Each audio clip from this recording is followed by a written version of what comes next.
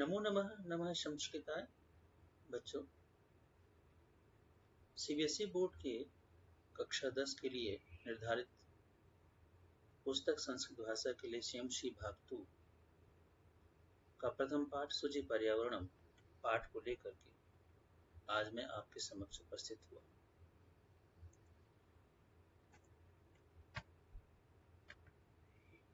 सूचि पर्यावरणम शब्द दो शब्दों से मिलकर के बना हुआ है, सूचि प्लस पर्यावरणम, जहां पर सूचि शब्द इकारांत नपुंसकलिंग शब्द है, जो कि प्रथमा विभक्ति में सूचि, सूचिनी, सूचीनी बनता है, जिसका शाब्दिक अर्थ होता है शुद्ध।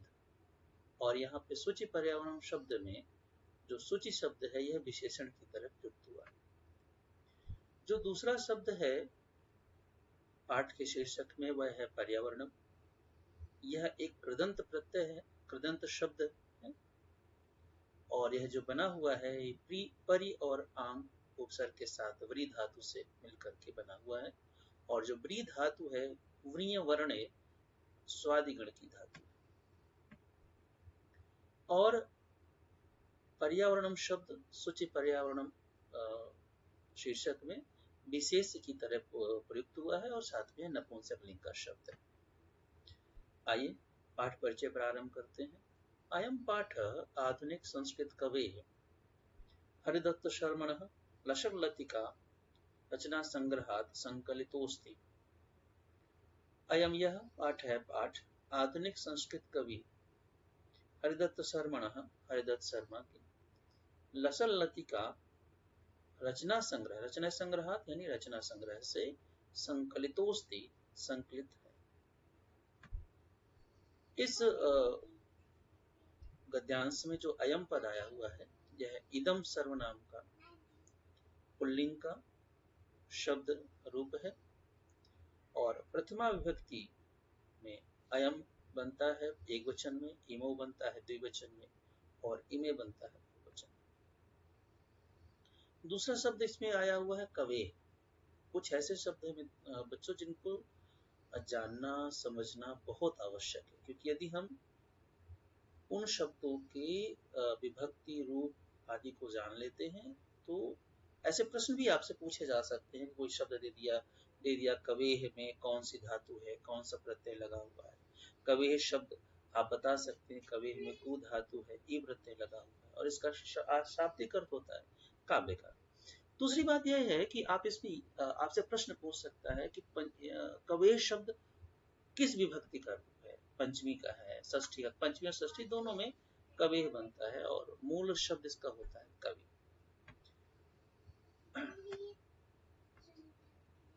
और अगर हम इसमें बात करें लशल लतिका, लशल लतिका एक रचना है हरिदत्त शर्मा जी की, और ये विख्यात संस्कृत साहित्यकार जो है हरिदत्त शर्मा जी, उनकी रचना है। उनके द्वारा रचित यह कविता संग्रह है जिसमें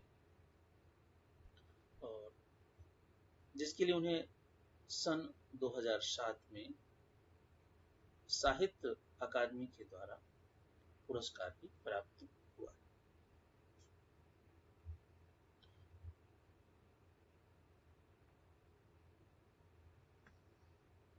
इसमें अगला जो शब्द है वह रचना संग्रहात शब्द है, हम देख सकते हैं। और रचना संग्रहात शब्द बना है रचना और संग्रहात से। संग्रहात शब्द संग्रह का है, पंचमी विभक्ति एक वचन का शब्द है, पुल्लिंग का है। दूसरा शब्द आया है संकलितोस्ति। संकलितोस्ति में विसर्ग संधि है, संकलितः धन अस्ति विसर्ग संधि। अस्ति जो पद है यह अस धातु का है, अशम हुई अदादिगण की धातु। और अस का कर्तरी प्रयोग में जब हम कर्ता के लिए इसका प्रयोग करते हैं कर्तृवाच्य में, तो लट लकार परस्मय पद का रूप बनता है और प्रथम पुरुष एक वचन का बनता है। आगे कहते हैं कि अत्र यहाँ कवि महानगराणाम, महानगरों की यंत्राधिक्येन मशीनरी द्वारा परिवर्धित प्रदूषणों पर पढ़ाए गए प्रदूषण से चिंतित मनाह चिंतित दृश्यते दिखता है। इस पाठ में जो कवि है वह कभी महानगरों में जो फैक्ट्री लगी हुई हैं या जो मशीनरी लगी हुई है उनका उनके द्वारा जो प्रदूषण बढ़ रहा है उससे वो चिंतित होता हुआ दिखाई दे रहा है। उनकी जो कविता है, इस कविता में जो काव्य पंक्तियां उन्होंने प्रयोग की हैं, उन काव्य पंक्तियों में अगर देखा जाए तो जो भाव निकल करके आ रहा है वह कवि के चिंता का भाव दिखाई देता। अब ठीक है मित्रों, तो इसमें परिवर्धित प्रदूषणों शब्द आया हुआ है। यह 3 शब्दों से मिलकर के बना है, परिवर्धित, प्रदूषण और उपरि। प्रदूषण और उपरि में प्रदूषणोपरि जो शब्द है इसमें गुण संधि का प्रयोग हुआ है। चिंतित मना में चिंतित शब्द विशेषण है और मना जो शब्द है यह मन शब्द के बना हुआ है, पुल्लिंग का है मन शब्द, और प्रथमा विभक्ति द्विवचन, द्वितीय विभक्ति बहुवचन में यह शब्द बनता है मना। इसमें क्रियापद भी आई है मित्रों, दृश्यते क्रियापद आई हुई है, और दृश्यते क्रियापद दृश्य धातु रूप की है, भवादिगण की धातु है। कर्म, जब आप कर्म वाच्य बनाते हैं, अब देखिए यंत्राधिकीन, कभी यंत्राधिकीन, यहाँ कर्म वाच्य का प्रयोग किया गया है, कवि के द्वारा दिखाई देता है। ठीक है, तो कर्मणा, कर्म कवि प्रयोग में लट लकार में आत्मने पद में प्रथम पुरुष बनता है, दृश्यते दृश्यते दृश्यते, यानी जो लिखा गया है, कविता लिखी गई, वो कवि के द्वारा लिखी गई है। ठीक है, और कवि के द्वारा लिखी कविता में दिखाई क्या देता है कि बढ़ाए गए प्रदूषण से चिंतित मन कवि दिखाई देता है, इसलिए यहाँ पे कर्मणि प्रयोग हुआ है। आगे अगले पहले लाइन में देखते हैं कि सह, वह या उनका, कथयति कहना है, यद की, इदम यह, लौह चक्रम, लोहे का पहिया, लोहे का पहिया नहीं, शरीर से शरीर को, मनः च मनश्च बनता है, और मन को शोषकम अस्ति, सुखाता है। शह जो पद आया हुआ है वह तद सर्वनाम रूप है, पुल्लिंग का है, और शह तद का तो पुल्लिंग, नपुंसकलिंग, स्त्रीलिंग तीनों रूप में अलग अलग बनता है, लेकिन यहाँ पुल्लिंग प्रयोग हुआ है और प्रथमा विभक्ति का इसका रूप बनता है सहतौ।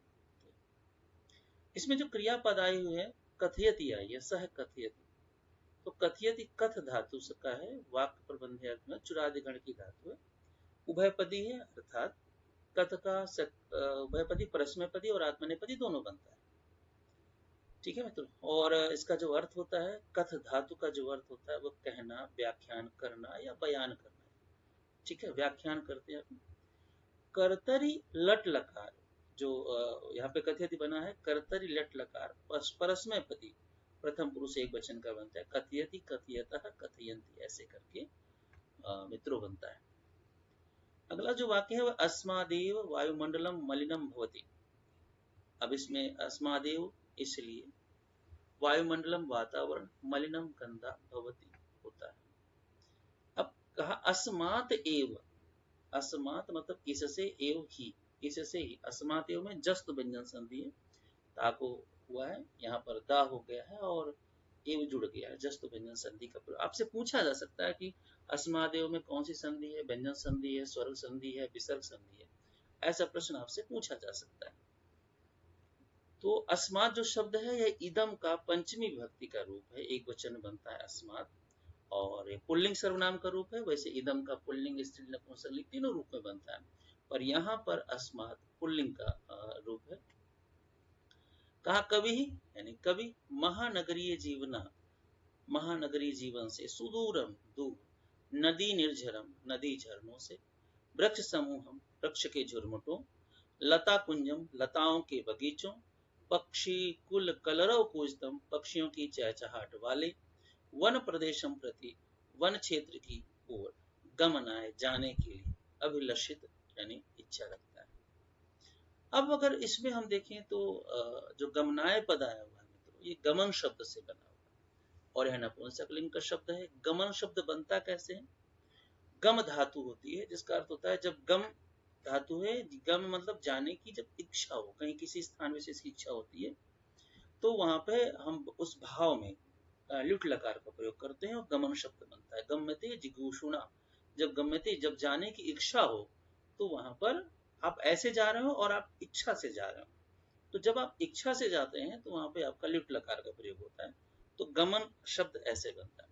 और गमन का चतुर्थी व्यक्ति, क्योंकि यहाँ जाने के लिए इच्छा रखता है, जाने के लिए इच्छा रखता है, तो इच्छा का जो कारक भाव है वह के लिए है, यानी संप्रदान भाव है, और इसलिए यहाँ पर गमन शब्द का चतुर्थी व्यक्ति एक वचन रूप बना।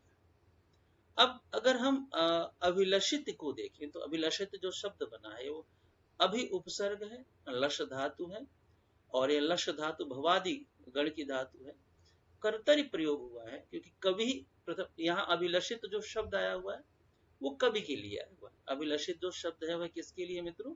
कवि के लिए आया हुआ है, तो अभी कवि के लिए अभिलषित का प्रयोग यहाँ पर हुआ है। तो कवि प्रथमा व्यक्ति एक वचन में, प्रथमा व्यक्ति एक वचन में, और कवि सर्वनाम पद है, ठीक है, सॉरी संज्ञा पद है, जातिवाचक संज्ञा पद है, और संज्ञा पद सदैव प्रथम पुरुष में होते हैं। तो इसलिए हमें लट लकार का प्रथम पुरुष का एक वचन का रूप अभिलषित यहाँ पर हम लोग प्रयोग करते हैं। तो धन्यवाद बच्चों, अगली कक्षा में हम पाठ के शेष श्लोकों के साथ उपस्थित होंगे। धन्यवाद। और चाहते चाहते एक बात आप लोगों से कहना चाहूंगा कि यदि आपको यह वीडियो आपके लिए उपयोगी रहा हो तो निश्चित है चैनल को सब्सक्राइब करिएगा और लाइक भी करिएगा, और निश्चित है मैं अगली पाठ में हम लोग कम से कम 2 श्लोकों पर चर्चा जरूर करेंगे। तो धन्यवाद। नमो नमः। नमः।